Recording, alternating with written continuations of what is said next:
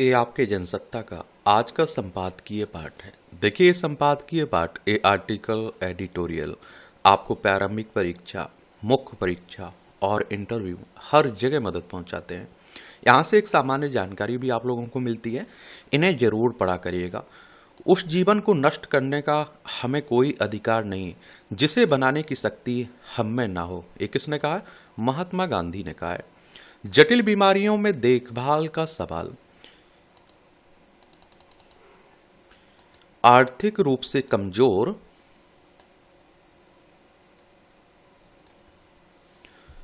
और गंभीर बीमारियों से जूझ रहे अपनों की देखभाल करने वाले परिवारों के प्रति सहानुभूति तो हर कोई जताता है, लेकिन उनकी समस्याओं के समाधान को लेकर कहीं कोई गंभीरता नजर नहीं आती है। इस कारण कई बार अप्रिय घटनाएं भी सामने आ जाती हैं। मानसिक या दूसरी गंभीर बीमारियों से ग्रस्त व्यक्ति की देखभाल और इलाज में हो रही कठिनाई के कारण परिवार के सदस्य कई बार इतने हताश और निराश हो जाते हैं कि वे इससे छुटकारा पाने के लिए आपराधिक कदम तक उठा लेते हैं। मानसिक रोगी, गंभीर बीमार या फिर शारीरिक रूप से अक्षम व्यक्तियों की देखभाल की जिम्मेदारी अक्सर पूरे परिवार को तोड़ देती है। यह परेशानी सिर्फ आर्थिक ही नहीं बल्कि भावनात्मक, शारीरिक और सामाजिक और मानसिक भी होती है। कई बार इसी दबाव से हत्या और आत्महत्या जैसी घटनाएं भी सामने आती हैं। यह महज निजी त्रासदी नहीं बल्कि सामाजिक और नीतिगत चुनौती भी है। ऐसे परिवारों की मदद के लिए सरकार के साथ समाज को भी आगे आना होगा। कुछ माह पहले राजस्थान के चूरू जिले में एक व्यक्ति ने मानसिक रूप से अस्वस्थ अपने बड़े भाई की हत्या कर दी और पुलिस की जांच में पता चला कि आरोपी आर्थिक दिक्कतों के कारण अपने बड़े भाई की देखभाल करने में खुद को असहाय महसूस कर रहा था। इसी तरह पिछले वर्ष सितंबर की खबर के मुताबिक उत्तर प्रदेश के नोएडा पश्चिम के एक रिहायशी परिसर में एक मां ने मानसिक रूप से बीमार अपने बेटे को इमारत की 13वीं मंजिल से धक्का दे दिया, फिर खुद भी कूद गई। यह महिला अपने बेटे की लगातार देखभाल से टूट चुकी थी और अपने पीछे छोड़े एक पत्र में उसने लिखा, अब सहन नहीं होता। और इस तरह की घटनाएं अक्सर सामने आती रहती हैं, लेकिन ऐसे परिवारों की दास्तान पर ना तो सरकार गंभीर दिखाई देती है और ना ही सामाजिक तौर पर संवेदनशीलता नजर आती है। जब कोई परिवार आर्थिक रूप से कमजोर हो और घर का कोई सदस्य किसी गंभीर बीमारी से पीड़ित होता है और मानसिक रूप से अस्वस्थ या शारीरिक रूप से अक्षम हो जाए तो उसे संभालना मुश्किल हो जाता है। ऐसे मरीजों को दवा देने के साथ नहलाना धुलाना, खाना खिलाना और रात भर निगरानी रखने का काम करना होता है। चलने फिरने में असमर्थ मरीज की देखभाल तो और भी मुश्किल हो जाती है। चिकित्सा जांच, दवाइयां और अस्पताल के खर्च के लिए कई बार संबंधित परिवार को कर्ज तक लेना पड़ता है। आर्थिक तंगहाली में महीनों और वर्षों तक मरीज की देखभाल करते करते परिवार के लोग कई दफा अवसाद में आ जाते हैं और इस मानसिक अवस्था में भी कभी कभी ऐसा कुछ कर बैठते हैं जो अपराध और क्रूरता की श्रेणी में आता है। ऐसे मरीजों और परिवारों को लेकर समाज का रवैया भी संवेदनहीन होता है। पड़ोसी दूरी बना लेते हैं, रिश्तेदार उन्हें भूल जाते हैं। अगर इन परिवारों को सरकार और समाज का संवेदनशील साथ मिले तो ऐसी घटनाओं को काफी हद तक रोका जा सकता है। सरकारी स्तर पर अगर इच्छा शक्ति दिखाई जाए तो इस समस्या को कम किया जा सकता है। इसलिए कई स्तरों पर काम करना होगा। लंबे समय से बीमार या दिव्यांग व्यक्तियों की देखभाल करने वाले परिजनों को अनौपचारिक केयर गिवर के रूप में मान्यता दी जा सकती है। ऐसे परिवारों को मानसिक भत्ता, कर छूट या फिर विशेष सामाजिक सुरक्षा योजनाओं से जोड़ा जाना चाहिए ताकि वे आर्थिक रूप से टूटे नहीं। अभी हरीश राणा का केस आपने देखा है, सुप्रीम कोर्ट ने इच्छा मृत्यु दी थी ना, उनका परिवार बर्बाद हो गया। अब देखिए, वो 13 साल से कोमा में थे, वो उनका इलाज देखभाल करवा रहे थे, उन्हें अपना घर तक बेचना पड़ा। कोई दूसरा थोड़ी मदद करता है। और बाद में आप देखें, उन्होंने सुप्रीम कोर्ट जाना पड़ा उसकी इच्छा मृत्यु के लिए। सभी शहरों और जिलों में सरकारी सहायता प्राप्त डे केयर सेंटर शुरू किए जाएं, जहां दिन के कुछ घंटे या कुछ दिन के लिए मरीजों को सुरक्षित वातावरण में रखा जा सके और इससे परिवार सदस्यों को काम पर जाने, खुद को सेहत और मानसिक स्थिति संभालने का मौका मिल सकता है। जिला अस्पताल स्तर पर मनोचिकित्सक, काउंसलर और अन्य विशेषज्ञों की नियमित उपलब्धता सुनिश्चित की जानी चाहिए। आत्महत्या रोकथाम हेल्पलाइन, ऑनलाइन काउंसलिंग और सामुदायिक मानसिक स्वास्थ्य कार्यक्रमों को मजबूत करने की जरूरत है ताकि मरीज की देखभाल करने वाले परिवारों को भी मदद मिल सके। क्या हो सके? मदद मिल सके। अब आप देखिए, समस्याएं बताई जा रही हैं, उनका समाधान भी बताया जा रहा है। यही तो आंसर राइटिंग में आपको लिखना होता है, यही तो निबंध में लिखना है आपको। इसके अलावा गंभीर रूप से बीमार और बुजुर्ग मरीजों को सरकारी स्तर पर घर में स्वास्थ्य सेवाएं मुहैया कराने की व्यवस्था की जानी चाहिए।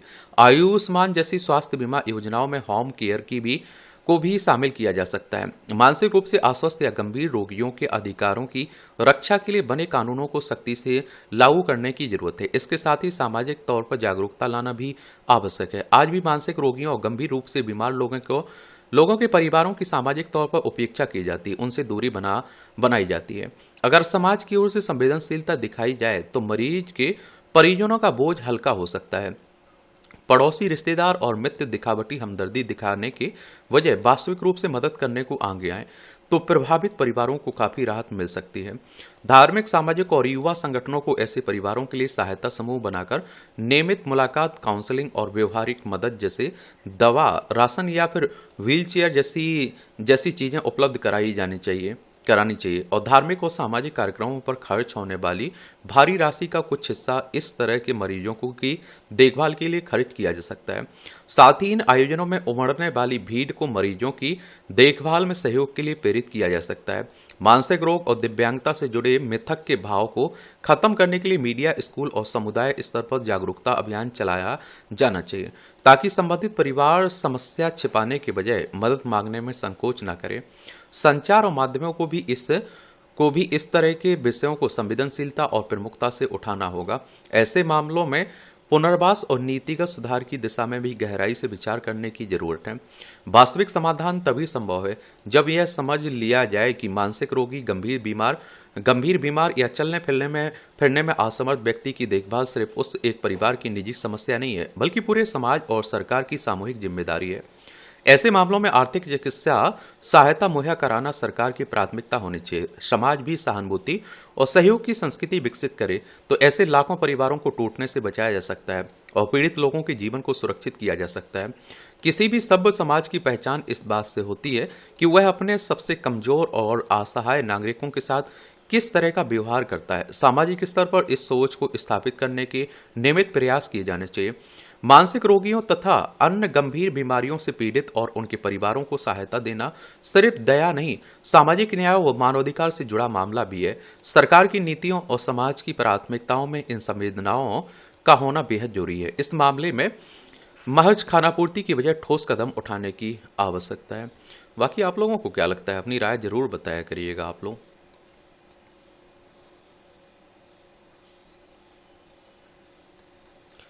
ये भूलते भागते पल, ये वक्त कितनी तेजी से आगे भाग रहा है, उतनी ही तेजी से शायद समाज और लोगों की जीवन शैली में बदलाव भी हो रहा है। 2-2.5 दशक पहले तक ग्रामीण इलाकों में होने वाली शादी समारोह में तस्वीर बिल्कुल अलग होती थी। वहां परिवारों के साथ समाज होता था, केवल भोजन करने या समारोह में शामिल होने के लिए नहीं, बल्कि हर स्तर पर सब कुछ ठीक से निर्वाह देने में अपने स्तर पर हर सहयोग करने के लिए। शादी समारोह में शामिल सभी लोगों के लिए यह अपना आयोजन होता था।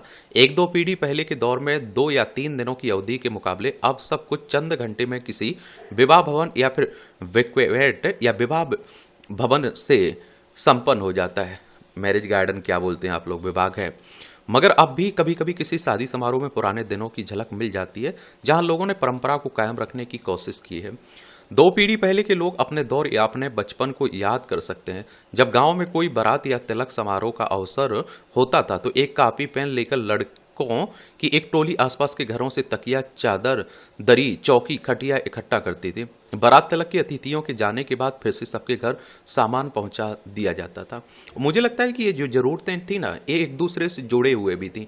गांव में मैंने तो यहाँ तक देखा है, लोग आग एक दूसरे यहाँ से लेते थे, एक के यहाँ आग जल गई, मैंने देखा है आटा, चीनी, छोटी छोटी सब्जियां आप देख लेंगे, वो अब अदला बदली करते रहते थे। उसके यहाँ है नहीं, उसके यहाँ, वो उसके यहाँ से ले लेता था। ये उन्हें जुड़ाव रखता था। शादी में बाहर से कहाँ सा सामान मंगाया जाता था, वहीं से उनके जो भी बर्तन होते थे, जो भी जरूरतें होती थी, गाँव में ही पूरी हो जाती थी और एक दूसरे से जोड़े रहते थे। आज वो कहता है कि हमें क्या जरूरत है, हम तो बाहर से मंगा लेंगे, हम बाहर से ये करवा देंगे, वो करवा देंगे। ये दूरी भी बना रहा है समाज के प्रति। परात जग और बाल्टी आस पड़ोस से मांगनी या मुफ्त में आता। विवाह में आटा गांव के पुरुष गूंथते और पूरी बेलने के लिए लड़कियां, महिलाएं अपने घरों से चौकी बेलन लेकर आती। ये आप लोगों ने देखा है? अपनी एक्सपीरियंस जरूर बताइए, आपके यहाँ अभी भी ऐसा होता है क्या? हलवाई के साथ एक दो व्यक्ति ही आते, बाकी सहयोग के लिए गांव के लोग तैयार रहते। कई महीने पहले से गेहूं को साफ करना, धोना, पीसना, तेल मसालों का इंतजाम शुरू हो जाता था।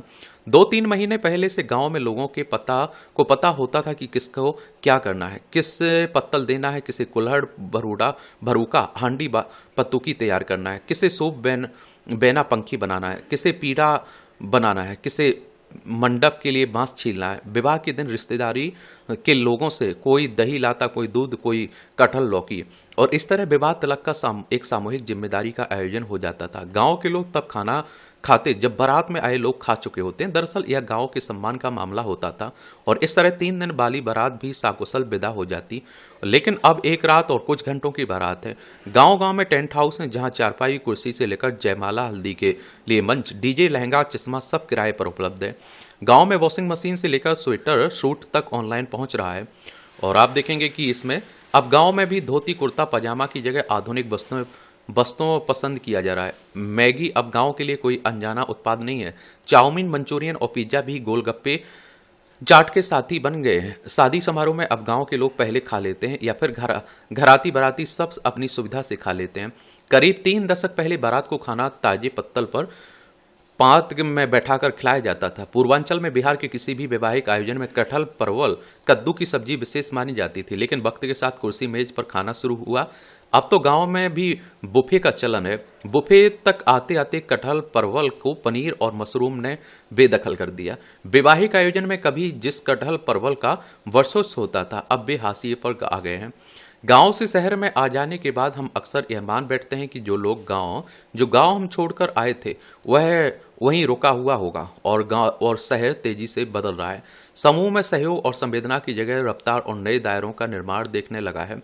अब विवाह में 9 बांस लाकर मंडप बनाने की जगह बांस की कईन से काम चल जाता है। बैल तो रहे नहीं तो हरिस रख कर क्या होता। तो अब विवाह के लिए छोटे हरिस बाजार में और किराए पर उपलब्ध हैं, जिन्हें मंडप में लगा दिया जाता है। टेंट हाउस वाले जरूरत के हिसाब से शादी के लिए माड़ो मंडप साजा देते हैं। कोहबर के लिए पोस्टर मिलते हैं। जिस कमरे दीवार पर कोहरा का पोस्टर चिपका दें वही कोहरा बन जाता है। कोहबब का बर का महत्व नवदंपति के बीच प्रेम, उर्वरता और समृद्धि, वैवाहिक सुख की मंगल कामना के रूप में माना जाता है। जब मशीन का हस्तक्षेप बढ़ा तो गांव के बाहर खलियान की जरूरत नहीं रही। फसल खेत में ही काटकर बोरे में भरी जाने लगी। खाली जगहों को घेरा जाने लगा। घरों में दालान और खंबिया को घेर कर लोहे के ग्रिल और चैनल लगने लगे ताकि उसमें ताला लगाया जा सके। घर के सामने का द्वार छोटा होता जा रहा है क्योंकि कई लोगों ने अपने घर के सामने की खुली जगहों को दीवार से घेर कर गेट लगा दिया। पक्के घरों के बन जाने के बाद पुरुषों का द्वार पर सोने का रिवाज लगभग खत्म हो गया। अब वे घर के अंदर या छत पर सोते हैं। जैसे जैसे गांव में 4 पहिए वाली गाड़ियां बढ़ रही हैं वैसे वैसे गांव के भीतर रास्ते सक्रिय होते जा रहे हैं। उत्तर भारत में अब गांव में सामूहिकता का अभाव अक्सर दिखता है और क्योंकि अगर कुछ लोग गांव के भीतर खंजरे रास्ते के ही 2-4 फुट घेर का शौचालय या भैंस गाय बांधने का इंतजाम कर लें तो उन्हें कोई मना नहीं करता है। सामूहिकता का बोध अब तेजी से निजी सुविधा और स्वार्थ के दायरे में सिमटता जा रहा है। ये तो सही है या नहीं सही है? ये आप देखिए छोटी छोटी टिप्पणियां रहती हैं, इन्हें भी पढ़ सकते हैं आप लोग। इसकी पीडीएफ आपको मिल जाती है, एजुकेशन सर्कल प्लेटफॉर्म है ना, वहाँ डाल दी जाती है। संवाद के बजाय ये ईरान के खिलाफ इजराइल अमेरिका के साझा हमले के बाद दुनिया भर में इस बात को लेकर चिंता जताई जा रही है कि अगर युद्ध और लंबा खिंचा तो इसके असर से बहुत सारे देशों में बहुस्तरीय संकट पैदा होगा। युद्ध शुरू होने के करीब 1 महीने के बाद यह साफ देखा जा सकता है कि कई देशों में तेल और गैस का व्यापक संकट खड़ा हो गया है और आम जनजीवन बुरी तरह प्रभावित हो रहा है। युद्ध में शामिल देशों के शीर्ष नेतृत्व से यह उम्मीद की जाती कि वे संयम और धीरज के साथ घटनाओं और परिस्थितियों पर परिपक्व टिप्पणी करें ताकि तनाव को कम करने में मदद मिले, युद्ध को खत्म करने का कोई रास्ता निकले। मगर अमेरिका के राष्ट्रपति डोनाल्ड ट्रंप को शायद इन बातों को गंभीरता से लेने की जरूरत महसूस नहीं होती। वो सुबह कुछ और बोलते हैं, शाम को कुछ और बोलते हैं, करते कुछ और हैं। यह बेवजह नहीं है कि आए दिन वे कोई ना कोई ऐसी टिप्पणी कर देते हैं जिससे स्थितियां ज्यादा जटिल हो जाती हैं। गौरतलब है कि गुरुवार को राष्ट्र के नाम संबोधन में ट्रंप ने कहा, अमेरिका आने वाले 2-3 हफ्तों में ईरान पर बड़ा हमला करने जा रहा है और हम उन्हें परमाणु युग में पहुंचा देंगे, पासा अड़े हुए हैं। यह कोई पहला मौका नहीं है जब ट्रंप ने कोई ऐसा बयान दिया और जिससे युद्ध खत्म करने की कोई राह निकलने के बजाय स्थिति और बिगड़ने की में ही भूमिका बनी। और एक तरह से पासाड़ युग कहने का मतलब वो कह रहे हैं हम टेक्नोलॉजी इनकी इंफ्रास्ट्रक्चर को नुकसान पहुंचा देंगे, खत्म कर देंगे। इससे पहले भी वे अपने गैर जरूरी बयानों के जरिए तनाव और टकराव को ज्यादा तीखा बनाने की कोशिश कर चुके। सवाल है कि उन्हें ऐसा क्यों लगता है कि अमेरिका के राष्ट्रपति होने के नाते कहीं कही गई उनकी बातों से केवल डर और समर्पण ही पैदा होगा। ऐसे बयानों का हासिल आखिर क्या होता है सिवाय इसके कि तनाव में और ज्यादा बढ़ोतरी हो जाती है, दो तरफा हमले और तेज हो जाते हैं। अपने ऊपर हमले के बाद ईरान ने जिस तरह लगातार कड़ी प्रतिक्रिया दी, मिसाइलों के जरिए अमेरिका इजरायली ठिकानों पर सटीक हमले किए, उससे साफ है कि वह फिलहाल सामना करने की रूख में कायम है। मगर इसका नतीजा यह सामने आ रहा है कि दुनिया के बहुत सारे देश अब धीरे धीरे कई तरह की संकटों से घिर रहे हैं।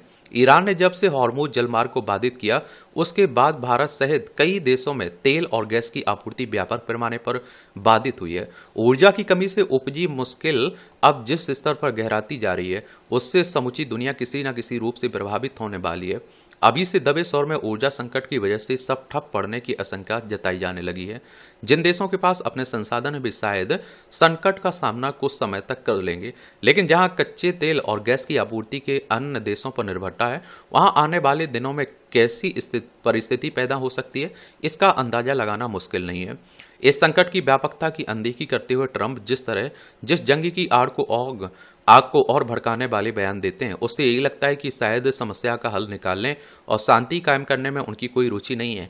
यह ध्यान रखने की जरूरत है कि युद्ध भले ही अमेरिका, इजरायल, ईरान के बीच हो रहा हो, लेकिन उसकी मार कई देशों को झेलनी पड़ रही है, जबकि यह भी तय है कि समस्या का हल आखिरकार संवाद के जरिए ही निकलना है। भारत में देख लीजिए, गैस की किल्लत आपको देखने को मिल रही है। देखिए, ये हमारी प्यारी पृथ्वी है और इसमें आप देखिए एशिया में ये हमारा प्यारा भारत है, ये रूस है, यूक्रेन है, ये चाइना है, ये पाकिस्तान, अफगानिस्तान है। यहाँ आप लोगों को ईरान देखने को मिल जाएगा, तेहरान इसकी राजधानी है। देखिए, ये फारस की खाड़ी है, ओमान की खाड़ी, यहाँ आप लोगों को हॉर्मुज जलडमरू देखने को मिल जाएगी। ये इजराइल है, भूमध्य सागर है, ये लाल सागर आपको देखने को मिल रहा है। ये आप देखते हैं कि अमेरिका है, यूएसए, संयुक्त राज्य अमेरिका, वॉशिंगटन डीसी इसकी राजधानी है। ये आप देखिए वेनेजुएला है, ये ग्रीनलैंड है। डोनाल्ड ट्रंप को लगा था कि ईरान के सर्वोच्च नेता को मार देंगे, वो युद्ध खत्म हो जाएगा, हमारा कंट्रोल हो जाएगा वहाँ, लेकिन इसके उलट रहा। समझे आप? अब देख ही रहे हैं, महंगा सफर, देश भर में महंगाई में बढ़ोतरी के बीच अब लोगों के लिए कहीं आना जाना भी महंगा साबित होने लगा। दरअसल वैश्विक परिस्थितियों की वजह से पहले ही संकट का दायरा फैल रहा है और चीजों की कीमतों में इजाफा हो रहा है। इस बीच पर हरियाणा में राजमार्गों पर टोल दरों में बेहताशा वृद्धि की घोषणा आम लोगों के सामने एक नई परेशानी पैदा करने वाली है। इसके अमल में आने के साथ ही निजी वाहनों से यात्रा करने वालों को अब अधिक टोल चुकाना होगा। यह हाल तब है जबकि अधिकतर राजमार्गों पर बुनियादी सुविधाओं का घोर अभाव है। आए दिन लोगों को लंबे जाम का सामना करना पड़ता है। ऐसे में भारतीय राष्ट्रीय राजमार्ग प्राधिकरण द्वारा एकल और दोहरी यात्रा में 5 रुपये से लेकर 35 रुपये तक की बढ़ोतरी पर सवाल उठना स्वाभाविक है। मसलन गुरुग्राम में द्वारका एक्सप्रेस वे पर बजघेड़ा टोल प्लाजा पर एकल यात्रा के लिए 225 रुपये देना यात्रियों के लिए भारी साबित हो सकता है। दूसरी ओर वाणिज्यिक वाहनों से वसूली का असर भी दिखेगा और आखिरकार आम आदमी पर ही इसकी मार पड़ेगी। सवाल है कि बुनियादी सुविधाओं में सुधार किए बिना टोल दरों में वृद्धि की क्या तुक है। नए वित्तीय वर्ष की शुरुआत के साथ ही राजमार्गों पर यात्रा महंगी किए जाने से लोगों में निराशा बढ़ेगी और इस समय ज्यादातर राजमार्गों पर वाहनों का दबाव बढ़ रहा है।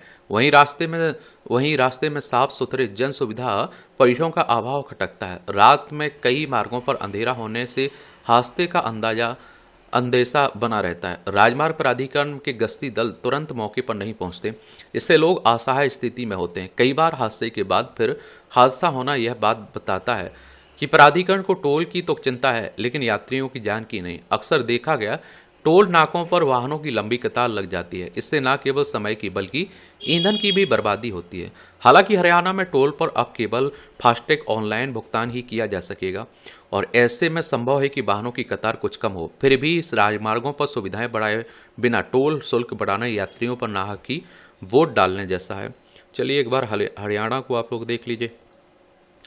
चंडीगढ़ इसकी राजधानी देखने को मिल जाएगी, किसकी? हरियाणा की। और आप देखेंगे कि यहाँ के मुख्यमंत्री कौन है?